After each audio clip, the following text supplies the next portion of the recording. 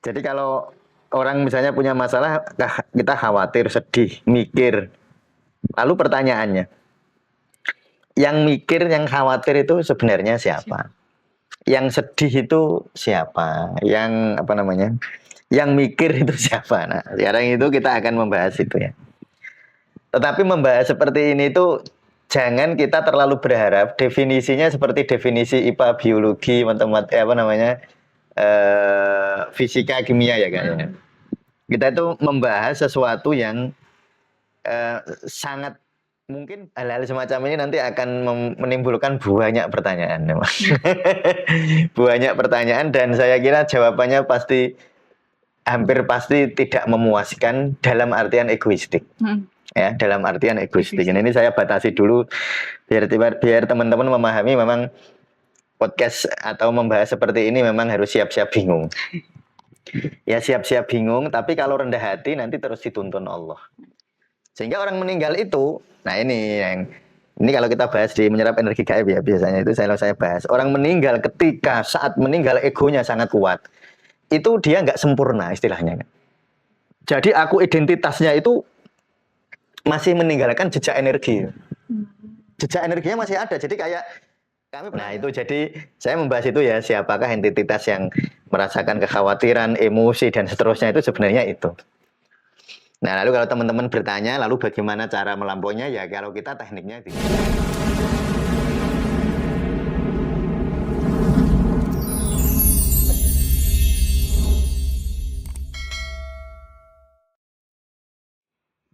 Assalamualaikum warahmatullahi wabarakatuh. Waalaikumsalam warahmatullahi wabarakatuh. Halo sahabat tasawuf Indonesia, salam jumpa untuk kita semua. Ya. Kali ini kita kembali lagi untuk menyelami buku pemecahan masalah cara sufi. Kemarin kita masih membahas tentang poin C ya, poin konsep kunci mengenal diri, mengenal Tuhan. Nah, kemarin kita telah membahas lebih dalam. Untuk hari ini kita akan menyelami lebih dalam lagi tentang konsep kunci mengenal diri, mengenal Tuhan itu seperti apa sih? Ya, gitu ya. Ya baik ya, sekarang saya akan lanjutkan. Yang sudah bawa bukunya halaman 15 ya Kak ya? Iya. Halaman 15 paragraf ketiga. Siapakah entitas yang merasakan kekhawatiran ini? Kalau orang punya masalah khawatir ya Kak? Oh khawatir. Kalau nggak khawatir ya nggak dengerin nih YouTube ya. Nggak khawatir. Kalau nggak punya masalah, apa emosinya nggak ada. Nah, jadi kalau orang misalnya punya masalah, kita khawatir, sedih, mikir. Lalu pertanyaannya, yang mikir, yang khawatir itu sebenarnya siapa? Yang sedih itu siapa? Yang apa namanya? Yang mikir itu siapa? Nah, sekarang itu kita akan membahas itu ya. Tetapi membahas seperti ini itu jangan kita terlalu berharap definisinya seperti definisi IPA, biologi, matematika, apa namanya, fisika, kimia ya kayaknya. Kita itu membahas sesuatu yang sangat mungkin bahkan bisa dikatakan sangat sulit untuk didefinisikan. Ya. Karena kita sebenarnya sedang mencari subjek sejati. Ya, subjek ego ya, karena subjek mutlak itu Allah. Nah, wong yang diantara apa yang diri sejati saja yang hanya dalam tanda petik hanya ya, wa nafakhtu fihi min ruhi, aku tiapkan ruhku aja itu saja sudah amr. Amr itu tidak bisa diukur. Cuma dia ada. Ya. Ada tapi nggak bisa diukur, nggak ada jarak, nggak ada tidak apa terkungkung oleh ruang, tidak terkungkung oleh waktu. Nah, sekarang kita menuju pertanyaan yang saya mengalami hal-hal semacam ini nanti akan menimbulkan banyak pertanyaan. Banyak pertanyaan dan saya kira jawabannya pasti hampir pasti tidak memuaskan dalam artian egoistik. Ya, dalam artian egoistik. Ini saya batasi dulu biar teman-teman memahami memang podcast atau membahas seperti ini memang harus siap-siap bingung. Ya siap-siap bingung, tapi kalau rendah hati nanti terus dituntun Allah. Ya makanya saya selalu menyampaikan puncaknya sebenarnya kita bukan mengenal Allah, tetapi Allah yang memperkenalkan diri kepada kita. Itu nanti puncaknya begitu. Egonya sudah nggak ada lagi, bukan nggak ada ya, egonya sudah luruh. Jadi bukan aku mengenal Allah. Allah memperkenalkan. Tapi kita pasif karena kita hamba. Tapi Allah yang akan memperkenalkan. Itu nanti begitu puncaknya. Tapi orang itu ketika belum bingung nggak? Belum bingung, maksudnya belum merasakan kebingungan, itu suruh orang itu kan begini, dia disuruh pasrah ketika sudah ikhtiar ya. Nah, begini, orang itu baru bisa pasrah total kalau sudah ikhtiar. Ikhtiar yang luar biasa terus delalah nggak hasil, maka akan menimbulkan kesadaran. Ini bejan-bejan itu, bejan-bejan apa bahasa Indonesia kak? Untung-untungan dalam tanda petik ya. Ketika orang ikhtiarnya sudah luar biasa sampai puncak menurut dia. Lalu ketika tidak berhasil, untung-untungan ini bisa masuk ke dunia spiritual, bisa terjerembab di alam emosi yang begitu dalam. Itu bisa menjadi sumber penyakit yang begitu dalam ya, bukan hanya penyakit psikis, penyakit fisik juga. Ini saya mau ngasih contoh lah, Kang Mas saya ya. Ini saya sebelum masuk ke sana, Kang Mas saya itu kan kanker, Kang Mas ipar ya. Dulu tahun 2009 kanker usus besar stadium akhir ya, stadium akhir. Sudah ikhtiar, lalu dokter bilang bahwa tidak bisa disembuhkan. Ya sudah, dokter ya bilang begitu memang. Dan Mas saya dengar. Mas saya dengar, Mbak Yu saya ya dengar. Mbak Yu, Mas itu Mas ipar ya, Mbak Yu kandung. Kalau Mbak Yu kandung saya.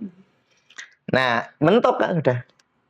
Nggak bisa diobati di kemo kalau di rumah sakit ya. Di kemo ya nggak bisa, ya sudah nggak ada obatnya lah. Nah itu kan kemungkinannya dua kan.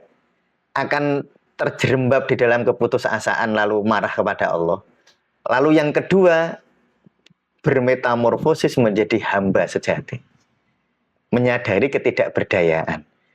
Ya ampun, kula nyerah ya Allah. Lah kira-kira begitulah, tapi nyerahnya sama Allah loh ya. Ya Allah saya menyerah, itu yang disebut Islam. Itu untung-untungan ya, berarti nggak bisa atau dicegah. Ya saya itu nyebutnya untung-untungan kan, untung-untungan kalau saya nyebutnya ya. Ya tapi ya dalam realitas atau dalam perjalanan kita boleh berikhtiar. Ya misalnya saya boleh aja ngandani Mas gitu kan boleh.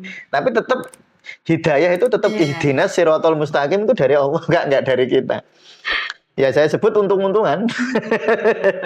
Ya ditertawakan aja lah sebutan saya ini. Silakan tertawa tentang untung-untungan. Lah untungnya Mas saya waktu itu ya sudah Dek, saya menikmati nggak apa-apa. Nah dia langsung terjadi spiritualisasi. Bukan materialisasi, bukan memakin. Saya kemarin cerita ada orang itu ketika kepepet semakin padat egonya.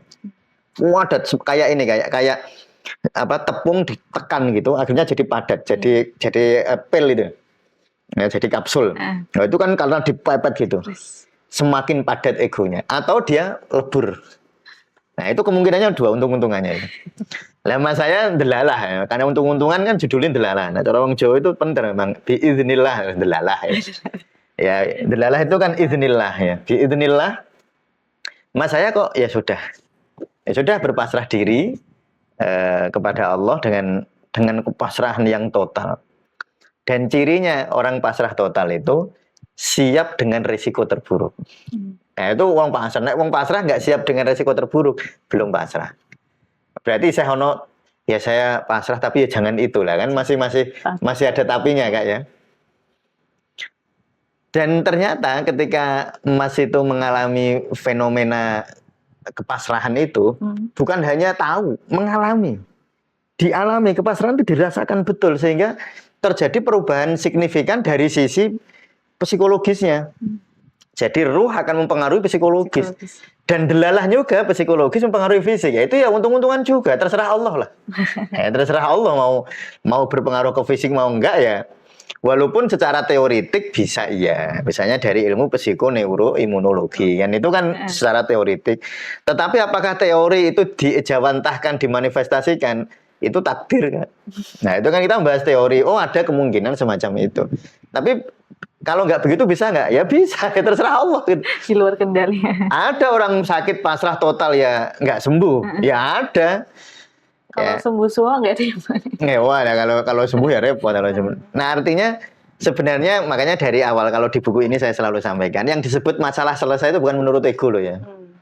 Jadi kalau teman-teman menyebut masalah selesai itu menurut egomu, ya nggak usah baca buku ini, nggak usah. Memang nggak itu kok. Saya nggak pernah menjanjikan itu, nggak pernah menjanjikan. Misalnya masalahnya rezeki, lalu rezekinya tambah. Misalnya masalahnya sakit, lalu sakitnya sembuh. Enggak, saya nggak pernah, nggak saya omongin itu. Bahwa itu kemungkinan, itu harapan boleh ya. Ya memang mengharap begitu lah. Lama saya kok untung-untungannya dapat itu kan. Nah, dia berpasrah diri, berat badannya tambah naik, tambah naik, tambah naik, kurang lebih 1 tahun lah. Beliau dinyatakan sembuh.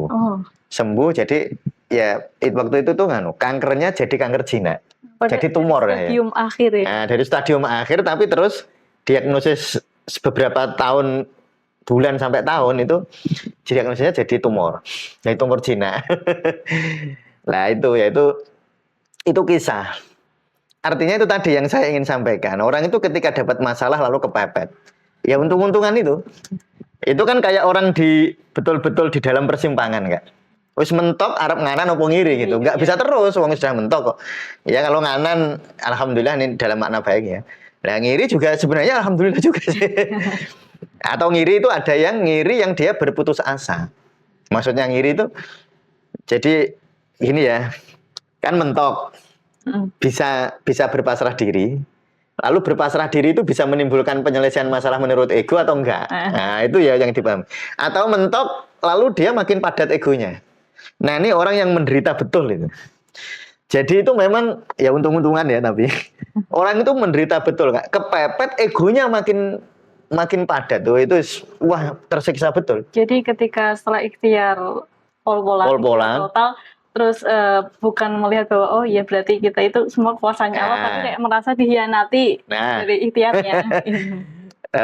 Karena dia merasa sudah ikhtiar, lalu saya sudah begini, ikhtiar begini, makin padat kan. Lalu marah sama keadaan. Ya, kalau orang sakit marah kepada dokternya, atau marah kepada keluarganya, marah atau mungkin marah pada dirinya sendiri. Nah, itu ya nasib. Nah, itu nasib, dan itu penderitaan yang apa ya? Ada afan mudha'afan, berlipat-lipat kayak itu. Nah, itu sudah penderitaan berlipat-lipat. Itu sudah egonya apa? Karena dia menderita nggak dapat tujuannya ya, nggak mencapai tujuannya. Yang kedua, penderitaannya marah itu. Marah terhadap keadaan atau putus asa. Terus depresi. Nah, itu untung-untungan nggak? Itu untung-untungan. Nah, terus gimana Ustaz? Ya sudah, kalau kita pas dalam keadaan itu mohon kepada Allah. Nah, itu saja kalau masih percaya Allah. Ya, kadang iya, sudah nggak percaya gimana lagi ya? Ya saya mau cerita ya ke teman-teman ya. Kan banyak orang konsultasi ke saya. Ya ini terutama nih saya tujukan kepada yang nanti ikut program 200 jam kan. Ya. Saya berharap itu begini ya. Selalu kita tanamkan di dalam batin bahwa kita itu mendampingi tok. Jadi seorang praktisi tasawuf itu sebenarnya hanya mendampingi. Nah, pada akhirnya itu kan judulnya kan man arafa nafsahu faqad arafa rabbah. Orang itu tergantung dirinya. Atau kalau dalam bahasa Al-Qur'an laha makasabat wa 'alaiha maktasabat. Ya, kalau ada baik ya menurut dia, kalau enggak ya. Maka kadang-kadang itu jadi orang kayak apa yang seperti saya yang praktisi tasawuf sering melihat kegagalan orang, sudah ikhtiar gagal. Ya memang itu tadi Kak, kita itu enggak bahkan kita sendiri bukan bahkan ya, saya sendiri itu jelas tidak bisa mengubah hatinya. Nggak bisa, yang bisa itu Allah memang. Makanya ya jadi praktisi ya santai ya. Santai sebagai aku tenanan gitu ya, saya sudah sungguh-sungguh ya. Kalau nggak bisa nasib gitu. Nasib, dan jangan terlalu terbawa gitu. Nah, kalau jadi praktisi terbawa gagal, lalu kita ikut sedih, itu dia malah lupa diri sebenarnya. Praktisi kok gitu. Jadi kalau ada orang misalnya datang konsultasi ke kita, lalu berhasil secara egoistik, ya kita tentu bersyukur. Lalu tidak berhasil secara egoistik, jangan larut. Nah, ini pesan saya yang mau jadi praktisi tasawuf ya, jangan larut. Ya enggak apa-apa. Ya memang bukan jatah kita, itu nasib-nasiban tadi ya, sebut untung-untungan itu. Ya pokoknya tugas manusia itu kan ruangnya di ruang ilmu. Oh, saya punya ilmu ini, mari kita praktekkan. Tapi yang namanya hasil, apalagi namanya hidayah itu Allah. Jadi misalnya kita ngajak orang berpasrah diri, nggak bisa pasrah, ya santai aja Kak. Ya sudah, itu kan nasibnya dia gitu. Yang penting kita udah. Ya kita kan sudah pakai teknik lah ya, kan ada tekniknya. Kita sudah pakai teknik begini, udah teknik begini ya ternyata ya ora hasil. Dan bisa nggak begitu? Sangat bisa. Wong tekniknya menungso itu ya bisa gagal kan. Nah jadi memang apa tadi ini karena tadi ada kata untung-untungan itu. Mulanya disebut itu wong bejo. Neng Al-Quran kan gitu. Jadi muflihun, wong sing bejo. Hayya 'alal falah. Semua ayo menuju keberuntungan. Nah, orang beruntung itu sebenarnya gini, kuncinya ya. Kuncinya beruntung itu berpasrah diri itu. Itu nanti kuncinya itu di situ ya. Sudah, nanti kita bahas ini dulu. Siapakah entitas yang merasa khawatir? Nah, saya akan kembali ke anatomi sufistik ya. Ini memang harus diulang-ulang kayaknya. Dan kayaknya semakin diulang kemungkinannya dua, ada yang makin jelas, ada yang makin bingung, itu nasib. Ya, ada yang makin jelas, makin bingung itu biasa kan. Nah, jadi ketika jelaskan ada yang makin mudeng, ada yang makin nggak mudeng, yaitu ya kita hanya berusaha menjelaskan sebisa saya ya, sebisa mungkin. Nah gini, anatomi sufi itu gini, ada namanya tubuh, ada namanya pikiran, ada namanya perasaan, ada namanya nafas. Ya. Pikiran perasaan disebut kolbu. Tubuh kita sangat mudah memahami kalau tubuh bukan aku. Mudah ya Kak ya? Iya. Nah, mudah itu. Karena setiap hari sel kita atau rambut ada rontok Kak ya? Nah itu rambutnya rontok hilang juga akunya nggak hilang kan? Berarti rambut bukan aku kan gampang. Atau kuku. Atau yang lebih ekstrim yang kemarin saya ceritakan ada orang amputasi. Kakinya hilang yang akunya nggak hilang. Jadi tubuh bukan aku itu biasa. Biasa maksudnya mudah dipahami ya. Nah, yang agak sulit dipahami, pikiran bukan aku. Nah, pikiran itu sebenarnya kan, misalnya gini, kami sekarang mikir. Lalu saya mencoba menstimulasi pura-pura gini, kami coba itu Kak ambilin. Itu apa ya? Kami mikir yang lain ya. Nah, dari pikiran satu ke pikiran lain, kan dikendalikan oleh siapa? Oleh kami sebenarnya. Iya. Ya, nah, bisa dikendalikan oleh kami. Lalu ada jadi karena pikiran itu sesuatu yang dikendalikan, bukan yang mengendalikan sebenarnya. Tapi kadang-kadang karena egonya sangat kuat, pikiran yang harusnya dikendalikan jadi mengendalikan kan. Itu kalau penyakit di fisik namanya autoimun. Ya, autoimun ya. Jadi kalau imunitas tuh harusnya memperbaiki tubuh. Ini malah merusak tubuh ya. Namanya itu autoimun. Jadi orang yang pikirannya menjajah dirinya, namanya overthinking, adalah orang yang imunitas psikologisnya rusak. Imunitas psikologis ya, jadi autoimun psikologis itu. Harusnya pikiran itu, terus harusnya pikiran itu kita yang mengendalikan, bukan dikendalikan. Lalu perasaan juga bisa dikendalikan. Coba kami pernah sedih terus berusaha nggak sedih. Kadang-kadang berhasil ya kan? Ya, kadang-kadang berhasil, di reframe kan berhasil. Artinya perasaan itu sebenarnya juga dikendalikan. Yang berusaha mengendalikan itulah namanya aku. Yang berusaha namanya ego gitu loh Kak.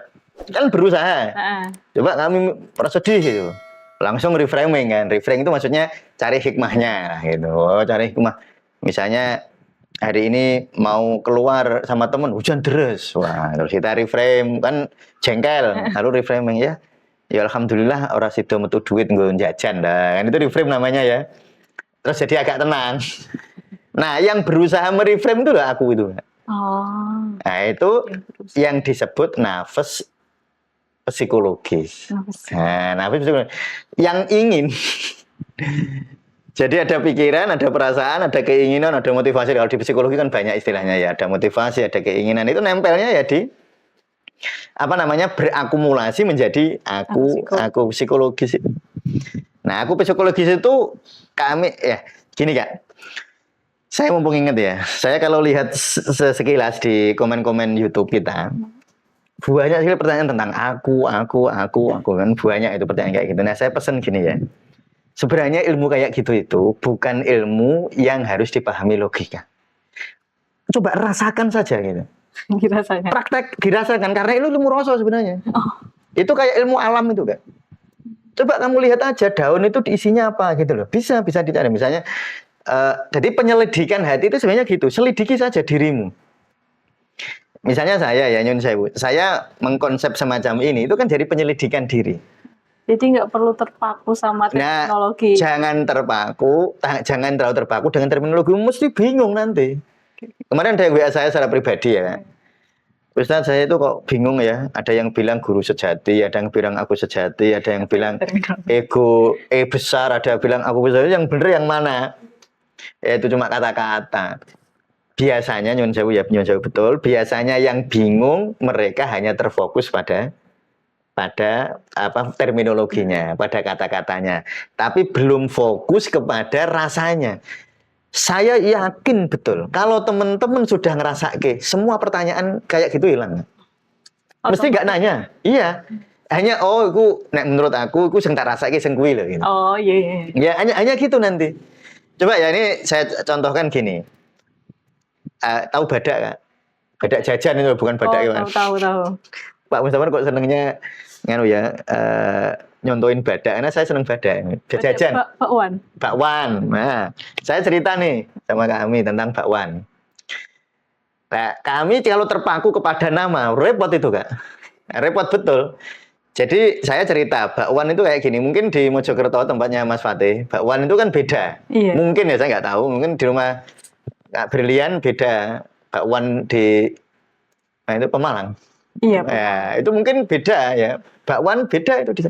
Coba kami ketika saya ngomong bakwan, mungkin ada di Rembang ngomong opo gitu, di bakwan opo eci, kalau di Rembang itu ada istilah eci apa-apa. Loh itu coba nanti membingungkan. Dimakan aja Kak. Dimakan aja. Jadi untuk mengetahui itu dirasakan. Iya, dirasakan. Pokoknya kalau orang masih bingung di kata-kata, masih ini termasuk ini, enggak termasuk ini, iku ketoke urung tau ngrasake. Makanya lalu bingung terus bertanya-tanya terus. Kalau sudah ngrasake engko ngene Kak. Kami ajak ke Rembang misalnya, makan, eci iki kuwi to, mesti ngono. Ya sudah tahu gitu. Terus ke Semarang. Apa itu? Badak itu ngono tuh. Ya, podo. Nah, gitu. Lalu kami diajak ke tempatnya Mas Fatih di Mojokerto, terus makan. Misalnya ada makanan mirip lah misalnya. Kuwi to. Nah, mesti ngono. Yang memang yang bingung itu kalau kita fokusnya ke terminologi. Makanya kalau di tasawuf itu sementing riyadhah, Kak. Gitu. Sementing riyadhah kalau di tasawuf loh ya. Nah, kalau mau ilmu ilmiah, sementing mikir. Ilmiah. Jadi kalau teman-teman mau belajar fikih, ilmu mantek, pelajari dong. Nahwu, shorof, balaghah. Ya, nanti balaghah itu kan ada ma'ani, ada apa? Di balaghah itu ada 3 cabang ilmu Kak ya. Ya, jadi ada bayan, ada ada ma'ani, lalu ada puisinya gitu. Nah, memahami puisi, aku mikir. Nah, kalau mau belajar ilmu fikih itu.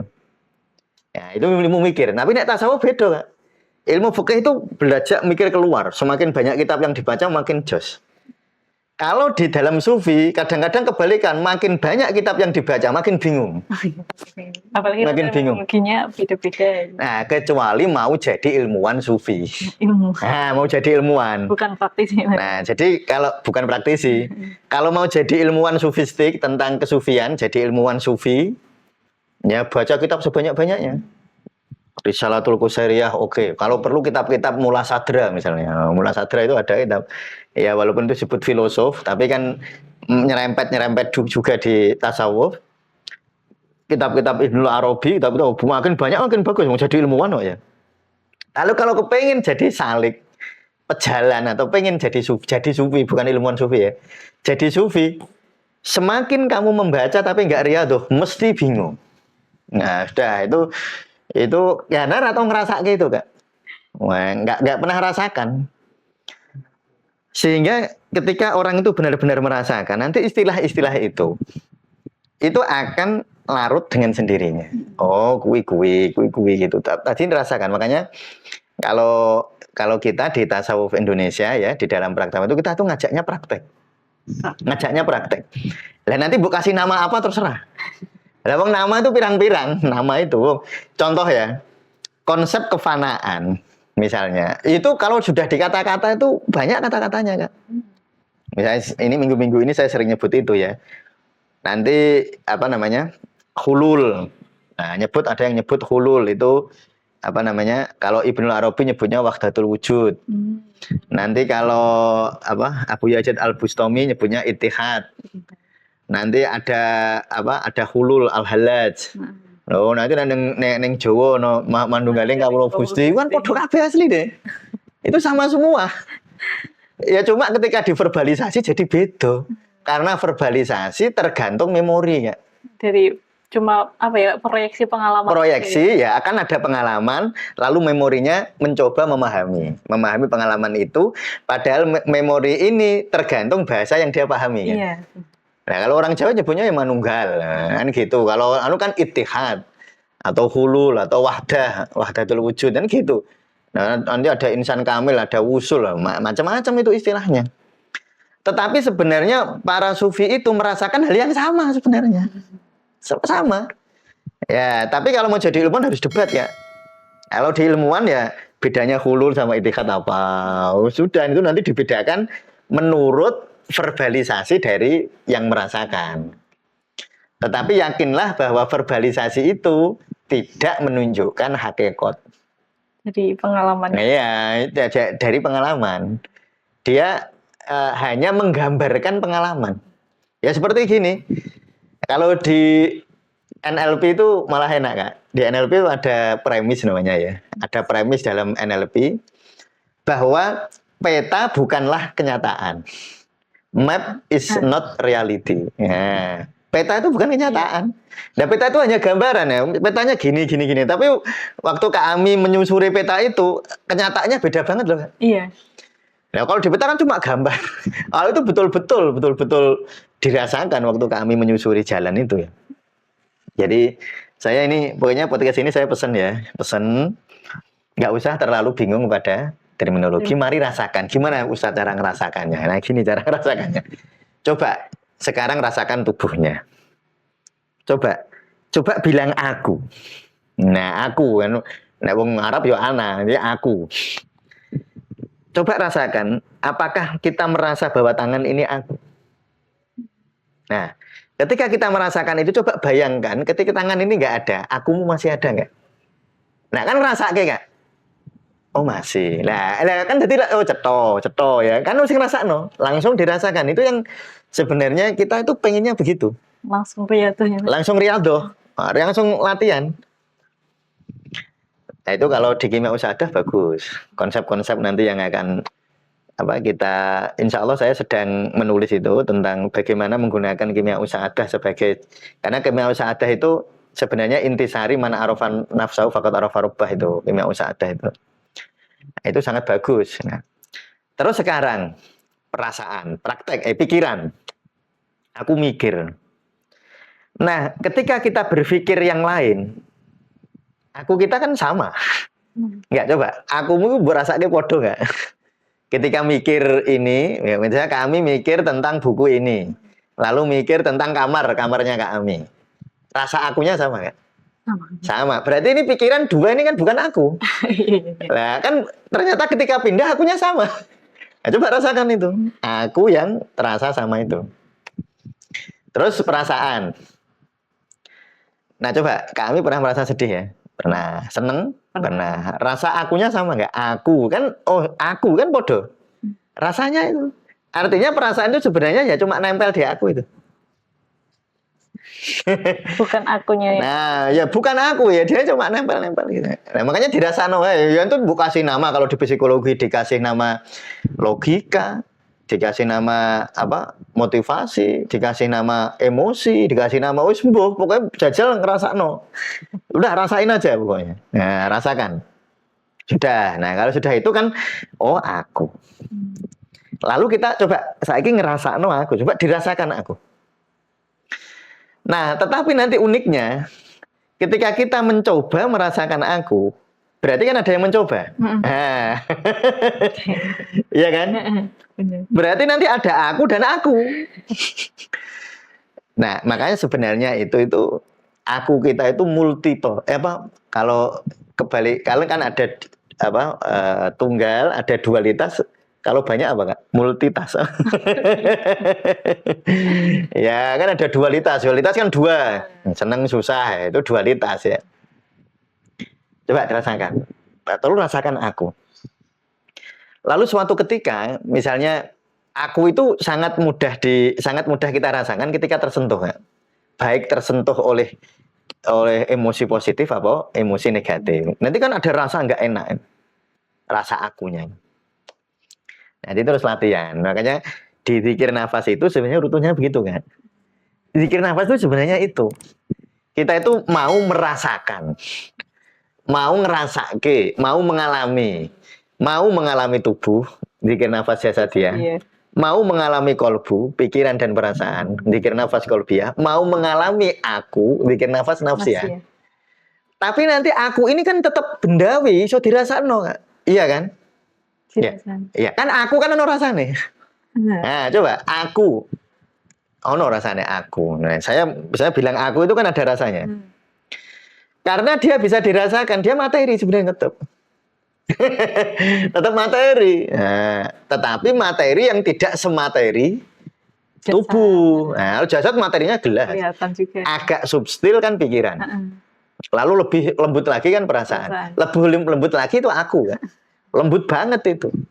Sekarang terserah mau kasih nama apa coba. Wis terserah mau kasih nama ya. Jadi jangan bingung nama ini. Saya ngajaknya latihan ini. Berarti aku itu benda. Bendawi yang benda yang tidak mudah untuk diukur. Ya tetap benda. Itu kalau di ilmu pengobatan ada istilah C kan. Kalau C-nya jantung dari sini sampai sini itu nggak ada bendanya. Tapi dipercaya itu materi itu. Nah ini aku ya. Nah nanti dengan zikir nafas nafsiyah kita akan melampaui aku itu. Lalu ketika aku ini kita lampaui, maka kita akan tersadar tentang aku yang sejati. Karena aku ini sebenarnya nggak sejati, Kak. Dia itu leren, hilang waktu kami tidur. Ya nggak? Iya. Nah, tidur itu aku yang beridentitas itu hilang. Jadi orang meninggal itu sebenarnya yang hilang kan aku identitasnya, Kak. Bukan aku yang wanafaktu fihi min ruhi, bukan aku yang nyebutnya ya, aku sejati, tetapi tetap makhluk loh ya. Ini tetap makhluk yang saya sebut barzah ya. Aku barzah. Aku yang tapi yang amr gitu. Ya, ciptaan Allah tapi amr. Nah, ciptaan Allah tapi amr. Nah, kalau ini karena dia min amri robbi, dia enggak terbebas dari ruang dan waktu, enggak ada matinya. Kan terbebas dari ruang waktu gitu. Sehingga orang meninggal itu, nah ini kalau kita bahas di menyerap energi gaib ya, biasanya itu saya bahas. Orang meninggal ketika saat meninggal egonya sangat kuat. Itu dia nggak sempurna istilahnya. Jadi aku identitasnya itu masih meninggalkan jejak energi. Jejak energinya masih ada. Jadi kayak kami pernah nggak, ini ada plastik, ada kertas nempel di buku, dikeletek ada luka. Iya, ada harusnya seperti ular melungsungi ya. Tahu nggak ular ya? Ular melungsungi itu dia lepas sempurna. Lepas sempurna. Itu husnul khotimah itu. Tetapi ketika meninggal masih nempel, nah itu yang nanti dihisap, diresii, yang itu tuh, yang diresii. Tapi kalau meninggalnya aku identitas lepas sempurna, nggak ada hisap. Nah itu nggak ada hisap itu. Nah, jadi yang dihisap itu adalah ego identitas yang masih nempel di ego yang sejati, aku yang wanafaktu fihi min ruhi. Nah itu jadi saya membahas itu ya, siapakah entitas yang merasakan kekhawatiran, emosi dan seterusnya itu sebenarnya itu. Nah lalu kalau teman-teman bertanya lalu bagaimana cara melampauinya, ya kalau kita tekniknya zikir nafas itu caranya. Ya makanya nanti insya Allah kalau teman-teman istiqomah ngikutin ini sambil nanti kalau sudah nyampe ke materi zikir nafas. Karena memang sebelum masuk ke materi zikir nafas yang berjenjang itu, saya ingin teman-teman terlebih dahulu memahaminya secara intelektual. Walaupun tidak mungkin memahami secara intelektual. Ya, walaupun tidak mungkin memahami 100%. Tetapi minimal tidak terlalu banyak pertanyaan, tidak terlalu banyak PR untuk nanya nanti kan. Kalau langsung kan nanti nanya-nanya terus. Nanti harapannya begitu ya, gitu kami. Terima kasih ya Bang untuk hari ini. Kita tadi udah praktik cara mengenal diri. Ya. Oke, untuk teman-teman terima kasih udah menonton hingga akhir. Untuk mungkin yang ada pertanyaan bisa dicantumkan di kolom komentar. Untuk minggu depan kita akan membahas lebih dalam lagi tentang mengenal diri, mengenal Tuhan. Ya. Oke, untuk hari ini kita cukupkan. Semoga kita bahagia selalu. Wassalamualaikum warahmatullahi wabarakatuh. Waalaikumsalam warahmatullahi wabarakatuh.